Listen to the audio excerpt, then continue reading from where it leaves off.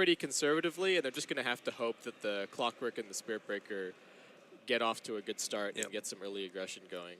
They absolutely have to maybe even try to get some early deep wards out to keep an eye on this Enchantress. So Aframouche picking that up, so it's probably going to be that 4 position, as is more or less standard.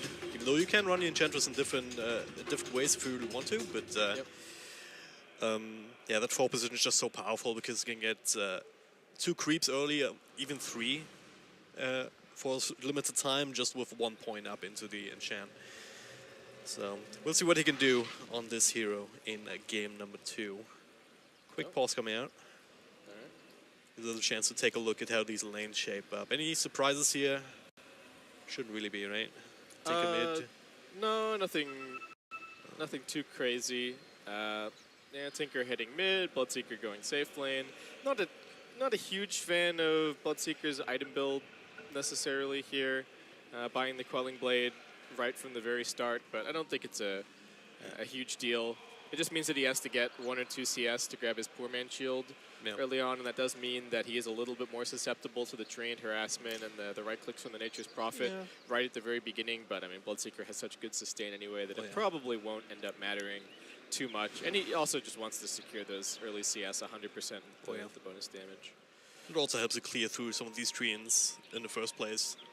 And just having that extra bit of damage to chip away at them while they're chipping away at you. So it's probably one of the lanes that's very hard to actually just pressure on some of these classic pressure heroes. Like you put any other melee hero up against the Nature's Prophet and they're not going to have a fun time. Bloodseeker though, with that Blood Rage obviously. Yeah, he's already playing around a little bit here around this bottom moon spot. I'm really surprised that Spirit Breaker missed this D-Ward. They saw Rubik. Oh, this is a little bit troubling for Drow, but... There's no way Jian can get that bounty rune. Oh, so Clockwork's already skilled Cogs. Yeah. Interesting. That's a little bit surprising to me. I think he would have held the skill point. No, Crystal Maiden, you're so slow, and Enchantress is so fast. The lift up, drag back, that'll be the first blood. Not the ideal start here, as there turn out to be quite a few more heroes than they bargained for. They do get 3 of the bounty runes, so I mean they get a little bit of a trade, but definitely not worth giving up the first blood. And it looks like the Rubik and the Enchantress just going to try and set up shop here, keep the Bloodseeker away from bottom lane completely. He's going to have to go the long way around, and they're not. Might just die here. There's a lift across, drag back, a couple more right clicks with a draw, charge around to Aframouche, but it's too late. You know what item I bet he wishes that he had? Poor Man's Shield. Would have probably saved him right there, yeah. I think Aframouche might be dead, maybe denied to neutrals. There's no neutrals right here. Oh wow, he's eating his way through the trees, he's trying his best, but he's out of tangos now. That would have been amazing if he managed to make his way to the Ancients.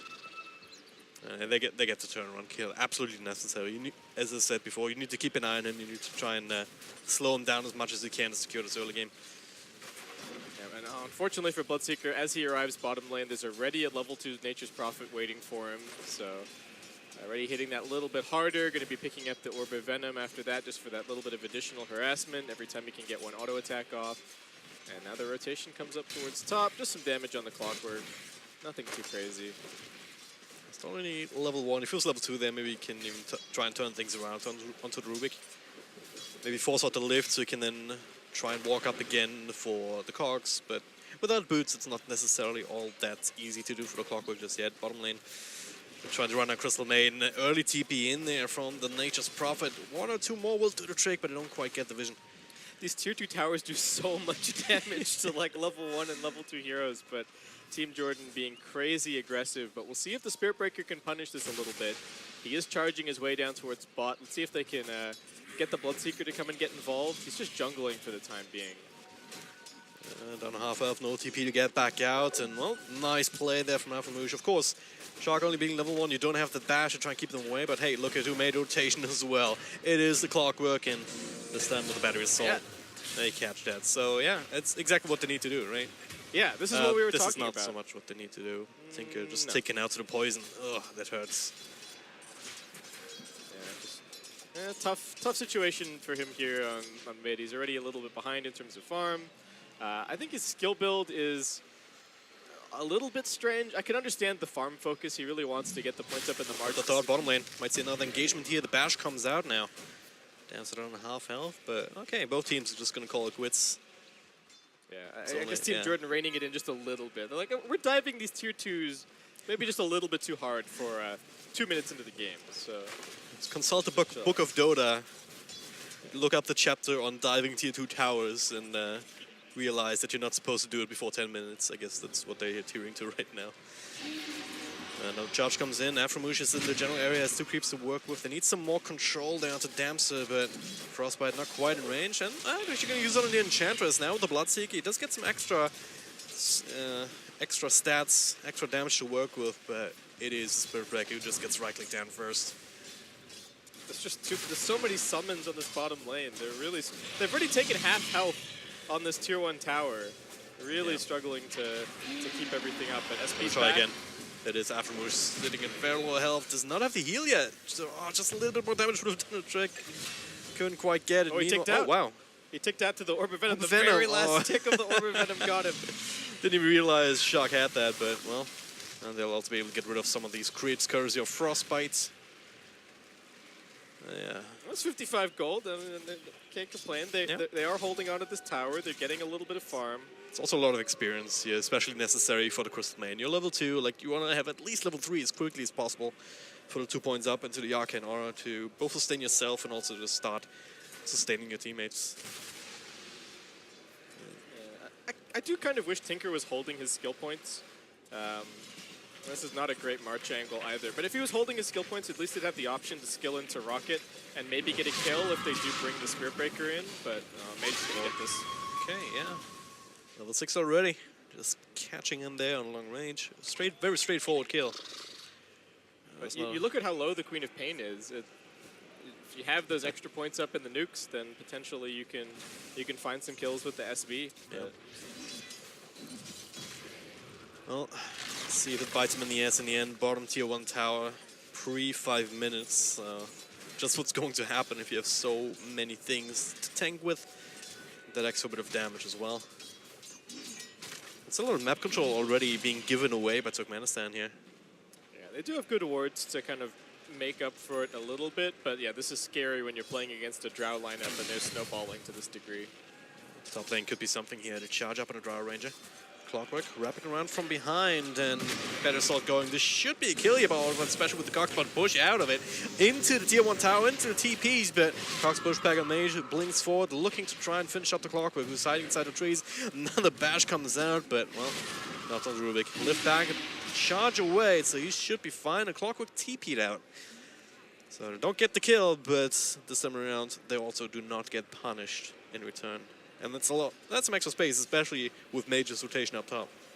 Yeah, Tinker is going to have to be a little bit careful here on mid, but he's also got a TP scroll, so I think he should be okay, though it is an Arcane Rune, Queen of Pain. God, bottom lane. Coming up behind Look him. at the creeps that Aframush has. It is that nice little purge creep, 4-second cooldown or whatever.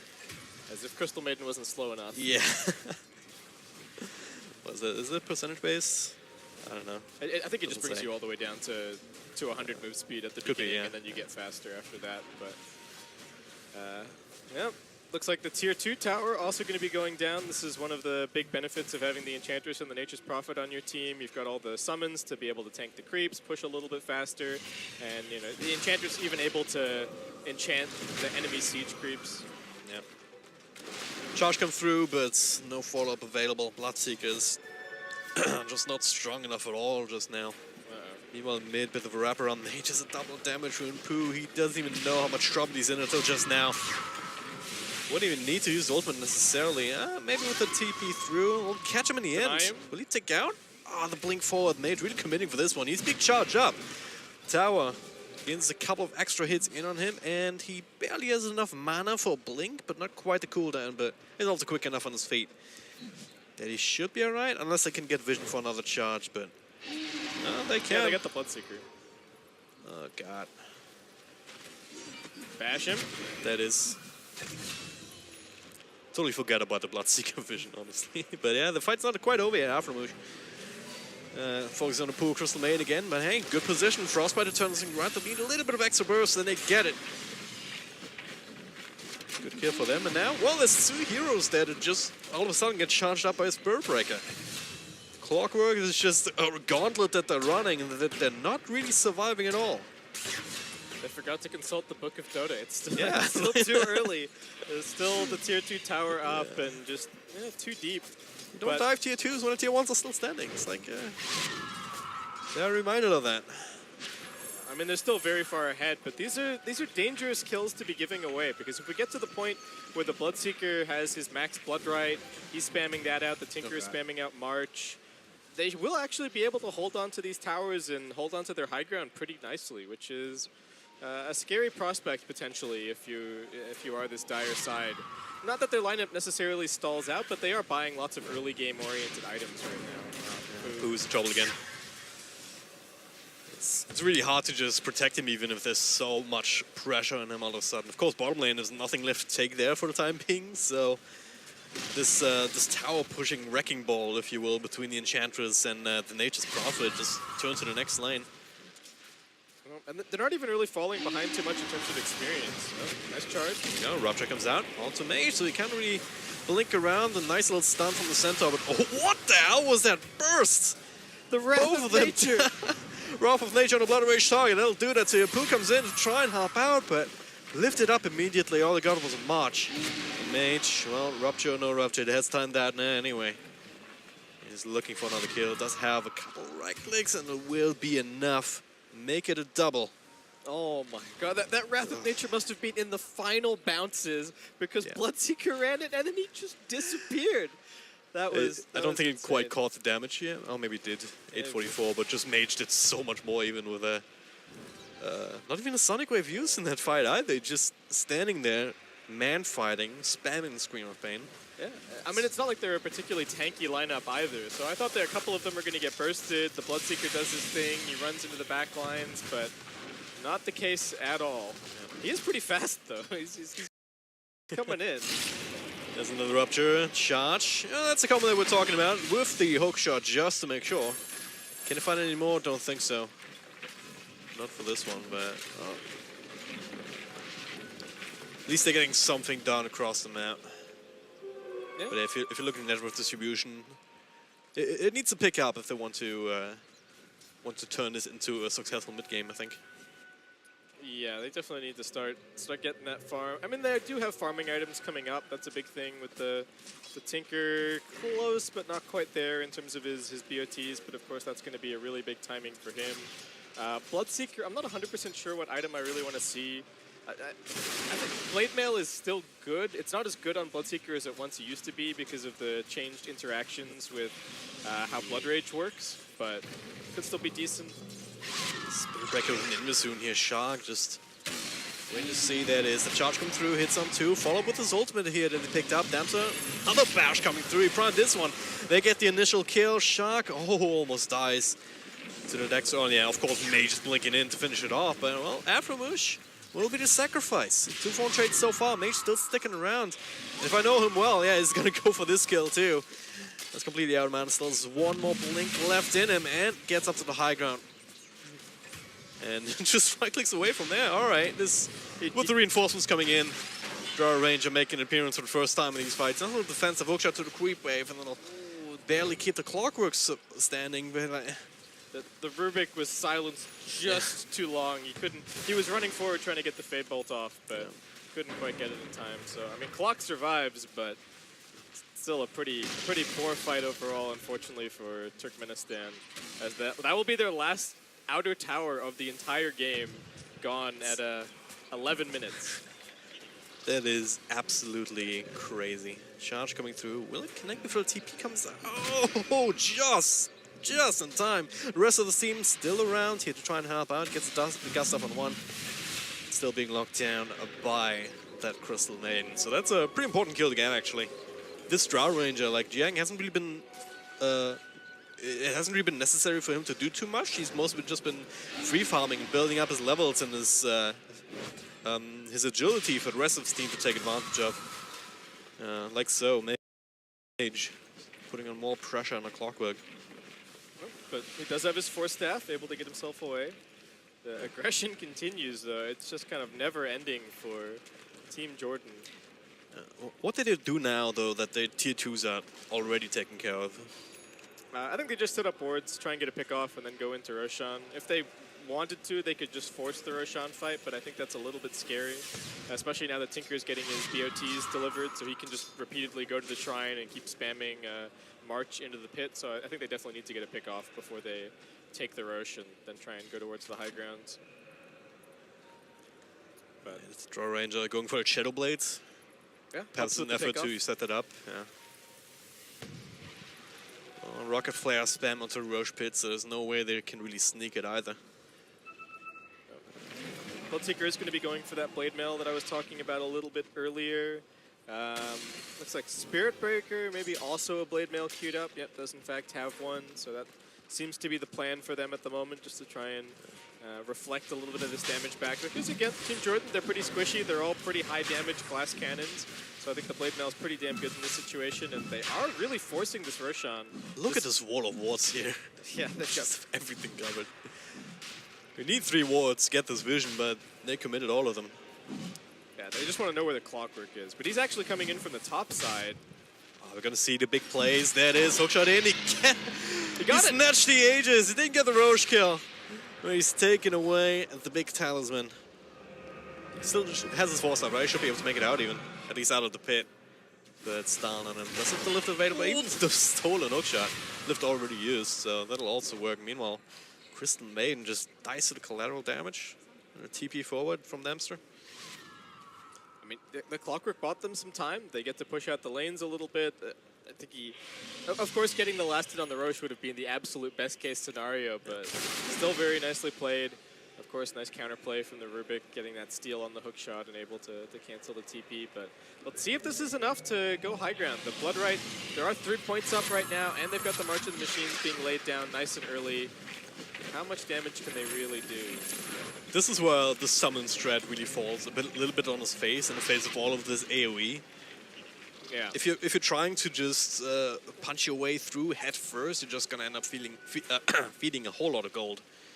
Yeah, it's actually kind of tough for them to send the Drow Ranger forward to go and hit the building, and she's the one with the Dragon Lance, so that's kind of her job, but at the same time, you don't want to be putting yourself too far forward where you can be getting hit by the hook shot, where you can be getting ruptured, because that's the one big problem that I think Team Jordan have right now, is they can't really defend ruptured targets all that well. You talk about having like a big AoE stun on your lineup, then you can just sort of park that hero right on top of the ruptured target, but it feels like whoever gets ruptured here is actually going to be very easy prey for Turkmenistan. They do charge prey, towards Rubik. top. Yeah.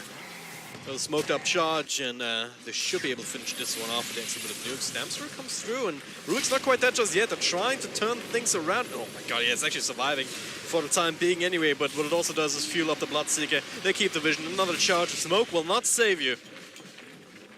And that'll be a twofer. That's 2 nice pickoffs. Let's see if they can transition that into a tower. No, bottom lane's getting shoved in all the while, so they will head back to defend that. I mean, they could have just let the Tinker do it and then kept heroes up top, but I don't mind them just sitting back and farming a little bit more. Tinker still, of course, has like fundamentally important items that he has to build to even be a useful hero in this game. Still needs his Blink, still needs an Aether Lens, so still plenty to look towards for him, but Team Jordan seemingly feeling the pressure. They picked up a Necrobook on this Queen of Pain. They're wanting to end this in like the next 10 minutes if they can. Yeah, I was going to ask you about that, but yeah, it's not exactly in the top 10 items for Queen of Pain, is it? It's interesting. They might try and take a split pushing approach to this game as well if it ends up dragging too long.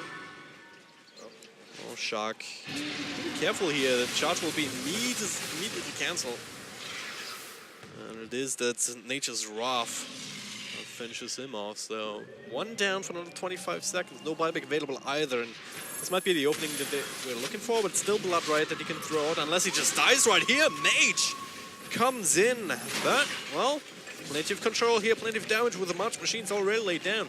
He gives up his own life for the cause, but that also means that they have to abandon this push. I mean, if you're Turkmenistan, that's worth. You got a huge streak for just the Bloodseekers. What? 1, 2, 3, 4. Pooh! Unable to react. Did not expect the Innistrad Ranger with a double damage rune to tear him to shreds like that. I don't know why he was out of the base. Yeah, he needed to stay on the high ground, but he was slightly down, down the steps. And it opens up this push right back. Oh, opens this push right back up. Flat right, the lift forced out.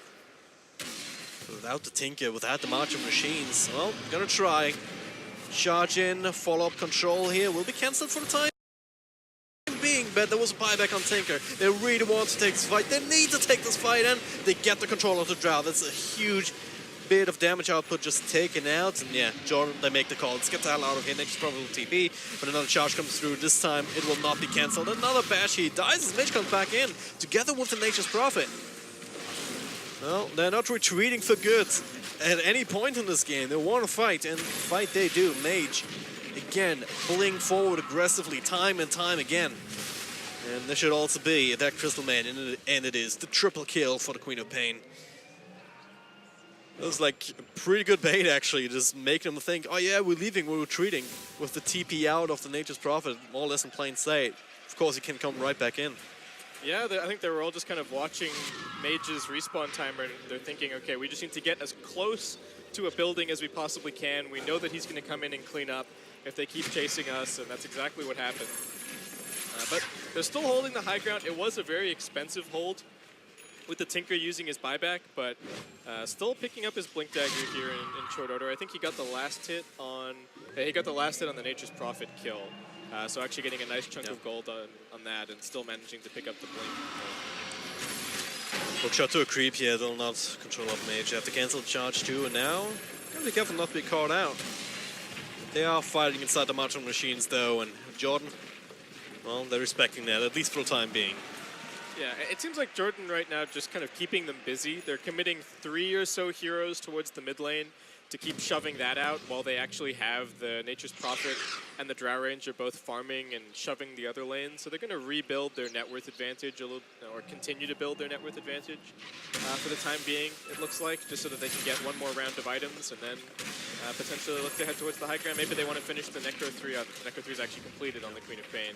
So scratch that idea. He's also got an Arcane Rune. Mage is probably telling his team, I want to go right now. I can use the Arcane Rune with the Necro Book, get another Sonic Wave in this fight as well. Very, very potent. They also have the Blood Rage available on Rubik, so I wonder if they just want to chance it and throw it on Mage. Let's get a huge damage out from the Sonic Wave and everything, but so far, so slow for the time being. I want the Rubik to Blood Rage the stolen, to Blood Rage the Catapult. just get those huge hits on the tier 3. Catapult buff strat is one of the most hilarious strats. Yeah, it's great. Bloodlust and Empower and press the attack for Legion Commander. Press the attack, yeah, always good. But yeah, it seems like they're trying to take a little bit more of a split push approach to this, at least somewhat. You know, if they get a good pick off, then they might go up onto the high ground as 5. But they can definitely play it this way. If Nature's Prophet chipping one lane, Queen of Pain chipping another, and eventually the tier 3 will fall. They can go and grab the shrines, and then another Roshan is probably the objective after that. But, yeah, Turkmenistan holding on really admirably at the moment, and this game could even turn around if they get some more farms. Especially can get this kill here. Follow-up control is no immediate support available for Mage. You need to follow up, but they get it with a hook shot, and the burst is there. Shark, he's pressing the bash button like a boss, but hey, this is an opening for mid. The tier 3 will fall to the right clicks. They've used quite a lot of their initiation, but still the charge coming through, connects on the Nature's Prophet here, but buyback from Mage. They want to take this fight and want to end the game right now if they can. The first one on the platter is the Spirit Breaker, so no charging for another 30 seconds. Crystal Main also forced back into the base for the time being. We're tier 3 already down. The racks are easy peasy, especially with the Drow Ranger level 2 up in the marksmanship. It's providing an extra 61 damage for every single one of their heroes, and Tinker has a lot of work to do if he wants to dissuade them from continuing here. Ranger dusted. Got the dust on him. Can they catch up? Bloodseeker is pretty damn fast with everyone so low. A couple of swipes will do the trick here. Finishes up 1. They get 2 with the Tinker in the back here. Mage still very much alive and kicking, and he's the big raid boss that they have to take down. But without the Bloodseeker, Tinker kind of dies straight. The charge comes through from Spirit Breaker to try and, well, they're not just trying, they're gonna get that kill. 600 gold for him, and Pooh will TP out Mage. Nothing for him to cancel it, so can't even get Shark. No revenge for him as he goes for the charge down bottom, so yeah, that was the best team fight that we've seen Turkmenistan take in a while.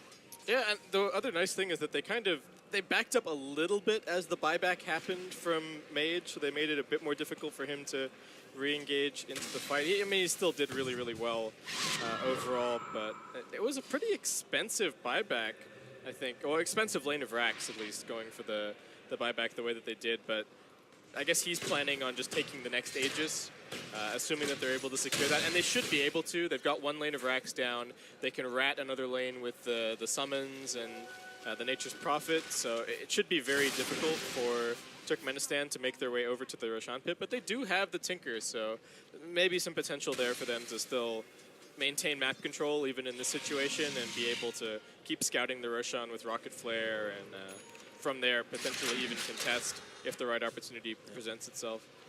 And Pooh, he's getting closer to where he needs to be on this Tinker. Just, yeah. I mean, he picked up the link early, he just now finished up the Ether Lens, so whenever he gets more or less ignored in fights because the rest of his team just creates so much chaos in front, even with the Bloodseeker kind of sacrificing himself, it's all space for him to just keep rearming, keep throwing down these rockets, these lasers that are now being buffed up. Yeah. That ends up being a lot of damage in these team fights that Jordan have no real sustain against. Yeah, they don't have a pipe, they don't have a mech, their heroes aren't particularly tanky. I think 2 rounds of nukes from, well, a little bit of action up top, potentially. Shark. Teeping out. Oh, barely makes it out. Good heads-up play. They're going for that immediately. And they've got the Enchantress on the mid lane. They got the Rupture, they got the hookshot, and they got that kill. Very nicely done, playing their base extremely well. Charged on Rubik. He's still rearm, I believe. So, yeah, not for too long, though. But yeah, it's Turkmenistan now. Finally, they're the ones starting to kind of run circles around Jordan a little bit here, at the very least. Yeah, they're finding some really nice pickoffs. The containment strategy from Jordan has kind of fallen apart because they don't really have the vision to keep it up. They've only got the one ward on the map at the moment over in the Radiant side of the jungle, so if they don't know where the heroes are moving, it's very difficult to know where's safe, especially when you're playing so close to the Radiant base. Yeah. So I think that's what they really need to do. Maybe play together, go get some more wards up, and then they can go back to this more splitting style where they're playing around the map. Well, they got the Silence on Tinker. Could be a really big kill, and they get it too with the extra TV in from Nature's Prophet. So Ji Yang using that Shadow Blade a little bit more aggressively. He does get charged up, does have another Gusto, and gets it off cooldown just in time. No Spirit Breaker's dead. Or is he? Well, hookshot. Gets himself back into this arena, and now this is a bit silly, isn't it? Trying to TP out, it's just but they don't spikes everywhere. They pushed him one way, they pushed him the other way. He just wanted to be in the Sprout with his buddy, but yeah, he's gone. All right, so SP buyback, 25 seconds on Tinker. Glyph is available, so I think they can actually hold this. And Tinker does in fact have buyback, which he will now use. Yeah. Glyph coming in, the charge, a Rupture target as well. Queen of Pain. Another bash. Actually bursting down pretty damn fast, but look at the Bloodseeker. So low himself. The input is almost enough to finish him off, but Shark just showing up today, just with the bashes, with the ultimates, with the control. But top lane, well, it is the old spiel. Nature's Prophet on the field, you're gonna be split pushed. And you're gonna lose buildings left, right, and center. Bottom lane, the third tier 3 of the game also fallen here on the Radiant side. Yep, the Shrines have already been taken out as well, so even though they get a couple more kills, it looks like it might just be a slow and painful death for Turkmenistan as the split push continues. The Roshan is up, but Jordan, what's the plan here? Spot the Clockwork. Does need to be a little bit careful about what he does with that Blade Mail, but okay, they've got some more vision. At least they managed to get another ward up on the high ground as they pushed in at bottom. Though maybe Artrix feeling suspicious about this? No, not gonna go for the D ward just yet. I'm not buying sentries right now, so might not have realized that there's a ward down the. He's putting one down of his own in the low ground. just trying to keep an eye on what's going on when Jordan are going for these pushes. Alright, Jordan backing up, going for Roche.